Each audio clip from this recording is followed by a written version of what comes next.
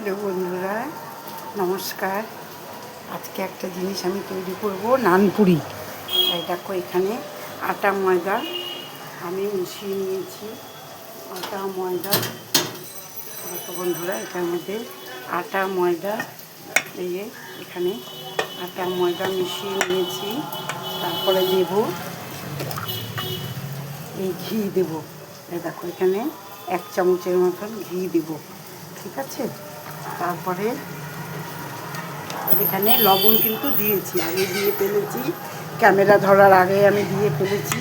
আর baking soda, এটা baking soda, এখানেও আমি 1 চামচের মতন দিয়ে ফেলেছি, আগেই ক্যামেরা ধরার আগেই দিয়ে ফেলেছি বেকিং সোডা। আর এখন এটা দিয়ে ভালো করে এটা একটু ম্যাসেজ করে নেব সব জিনিসটা দিয়ে, ঠিক আছে বন্ধুরা। দিয়ে ভালো করে ময়ান দিয়ে নেব। তারপরে এখানে আছে টক দই। এই দেখো বন্ধুরা, এখানে 5 চামচ টক দই দেব। 1 2 3 4 5, ঠিক আছে বন্ধুরা।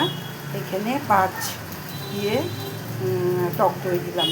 আর একটা দিব ডিম। এই দেখো বন্ধুরা, এখানে ডিম আছে। এখান থেকে একটা ডিম নেব, এটা আগে সংগ্রহ করে রাখিনি বন্ধুরা। একটা বের করি এখান থেকে ডিম, বন্ধুরা একটা দিব ডিম। এই দেখো, একটা ডিম নিলাম। এই ডিমটা ভেঙে দেব, ঠিক আছে বন্ধুরা। ঠিক আছে, এটা আমি একটু ভেঙে দিচ্ছি। এখন আমার 2 হাত লাগবে, সেজন্য ক্যামেরাটা একটু নামিয়ে রেখেছি। এই দেখো, এবার ডিমটা ভেঙে দিলাম। এখন একটু হাত দিয়ে ম্যাসেজ করে নেব, ঠিক আছে। একটু এই হাতা দিয়ে হবে না, এবার হাত দিয়ে ভালো করে ম্যাসেজ করে নেব।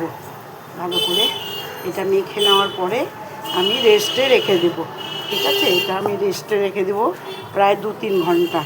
এই দেখো, এটাতে আর জল পড়বে না কিন্তু, ঠিক আছে।